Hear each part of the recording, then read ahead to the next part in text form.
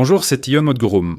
Cette année, le véhicule le plus attendu sur le marché automobile est la Kia véhicule électrique, 5 électrique, que Kia va lancer en Corée. L'intérieur, similaire à un Sportage ou Tucson, est presque aussi spacieux qu'une Santa Fe ou Sorento, rendant ce véhicule électrique très attractif.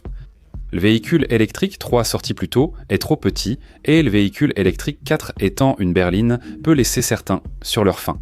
Dans ce cas, le véhicule électrique 5 semble être une alternative évidente. La sortie est prévue pour le mois prochain, il ne reste donc vraiment plus beaucoup de temps avant son lancement. Je pense qu'il y a beaucoup de personnes qui l'attendaient depuis longtemps. La sécurité d'une voiture, c'est-à-dire les résultats des tests de collision, est vraiment un critère important lors de l'achat d'un véhicule. En général, les résultats sont publiés environ 6 mois à 1 an après la sortie du véhicule.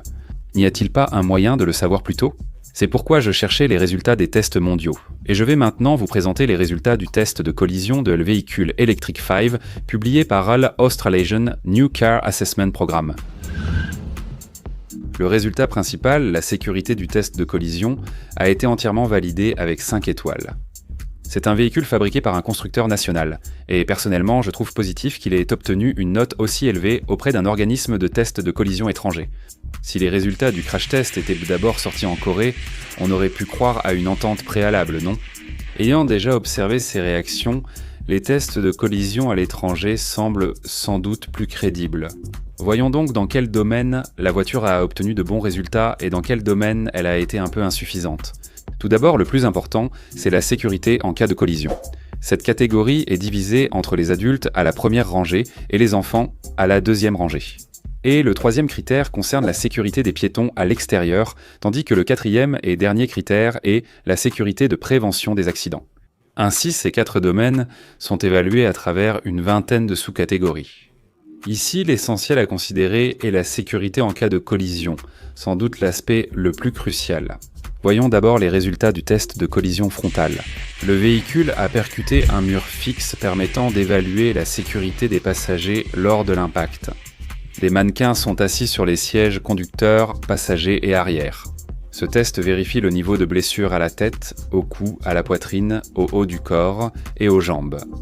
Au test de sécurité de collision frontale, véhicule électrique, 5 a obtenu 5,8 points sur un total de 8 points. Si l'on regarde les résultats du côté du conducteur, les blessures du conducteur sont plus graves que celles du passager lors de la collision avec la barrière, indiquée en jaune. Le deuxième test est le test en pleine largeur. C'est une situation de collision frontale. La collision se produit à une vitesse de 50 km/h et c'est un test qui prend en compte la collision entre 2 véhicules. Le test a obtenu un score élevé de 7,73. Si l'on regarde les détails, le mannequin du siège conducteur a été bien protégé, mais il y a eu un impact au niveau de la poitrine de l'enfant assis à l'arrière. Nous allons vérifier cela à nouveau plus tard. Voyons les résultats du test de collision latérale. Boum, la force s'est concentrée précisément sur le montant B et la voiture est entrée en collision avec la barrière à une vitesse assez élevée de 60 km/h. Les airbags de la deuxième rangée se sont déployés correctement. Sur d'autres véhicules, l'appui-tête se détache parfois, mais ici tout a fonctionné normalement à première vue. Si l'on regarde les résultats du test de collision latérale, le siège conducteur a obtenu de très bons scores, tous indiqués en vert. En revanche, lors du test de collision en biais, les scores étaient un peu plus bas que cela. On peut constater que l'impact a été transmis au niveau de la poitrine et de la taille. Les tests de collision se font à 60 km/h et 32 km/h. En cas d'accident de collision en chaîne avec une voiture, le premier choc est transmis de l'extérieur. Mais si le conducteur et le passager sont ensemble, ils risquent de s'entrechoquer dans une situation très dangereuse. C'est pour cette raison que, dans les véhicules les plus récents, cet airbag central devient une caractéristique de base. Si l'on regarde les résultats des tests, une collision de tête a été constatée, entraînant un score négatif. Il semble difficile d'augmenter la distance à cause de la catégorie du véhicule. À moins d'utiliser une autre méthode, il faudra en tenir compte dans une certaine mesure.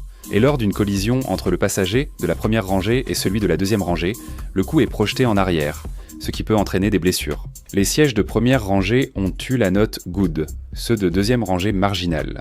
Voici comment lire les niveaux d'évaluation. G égale à Good, meilleur, A égale à acceptable, satisfaisant, M égale à marginal, insuffisant, W égale à weak, vulnérable, BP égale à pour, pire. Il s'agit en fait de déconseiller l'achat du véhicule. L'évaluation comporte donc 5 niveaux.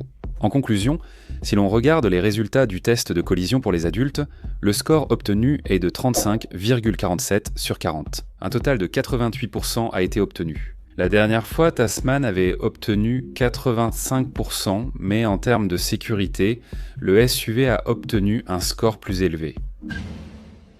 Quel score a-t-il eu pour la sécurité des enfants ? Cet aspect crucial pour une famille et le véhicule électrique 5 avec son espace généreux à la deuxième rangée sera sûrement acheté surtout pour un usage familial. Si vous regardez d'abord les résultats, il a obtenu 42,14 points sur un total de 49 points. Cela représente 86%. En regardant les résultats lors du test de collision frontale, les blessures des enfants entre de 6 et 10 ans assis à la deuxième rangée ont toutes reçu la note Good. Cependant, lors du test de collision latérale, l'enfant de 10 ans a reçu la note marginale, c'est-à-dire acceptable. En conclusion, dans l'évaluation de la sécurité en cas de collision pour les adultes et les enfants, il a obtenu respectivement 88% et 86%. Par rapport au modèle inférieur, le véhicule électrique 3, on peut donc supposer que le véhicule électrique 5 est un véhicule un peu plus sûr en termes de sécurité des adultes à la première rangée. Il nous reste donc 2 éléments à voir. La sécurité des piétons à l'extérieur et la sécurité anticipée en cas d'accident. Regardons rapidement ces points également.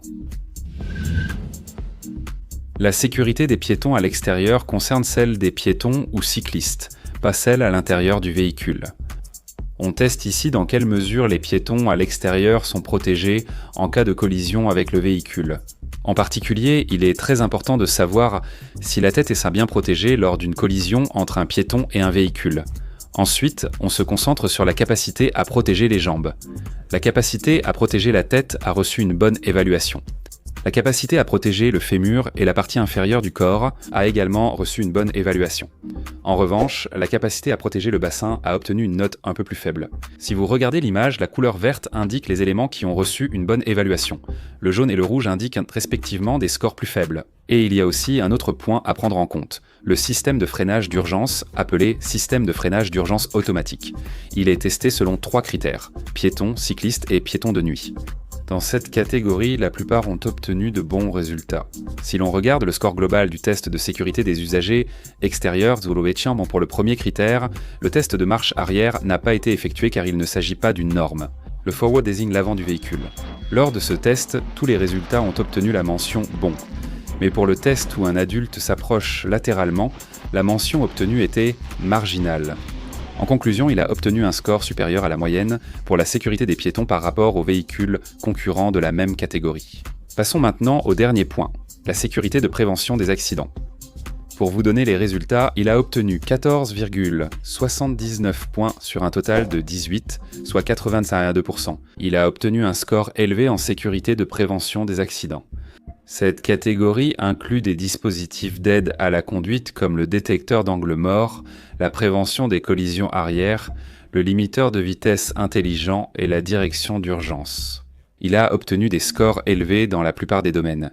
En conclusion, pour la sécurité au test de collision de le véhicule électrique 5, il a reçu 5 étoiles, ce qui prouve qu'il s'agit d'une voiture dont la sécurité est pleinement démontrée. À l'avenir, les résultats des tests Korean New Car Assessment Programmes nationaux et Insurance Institute for Highway Safety devraient aussi être publiés après la sortie du véhicule. Je pense qu'il faudra probablement attendre l'été prochain pour avoir ces résultats. Je vous tiendrai également informé en comparant s'il y a des différences. Si cette vidéo vous a été utile, encouragez-moi avec un like. Et si vous souhaitez recevoir automatiquement la prochaine vidéo, n'oubliez pas de vous abonner et d'activer les notifications. Merci.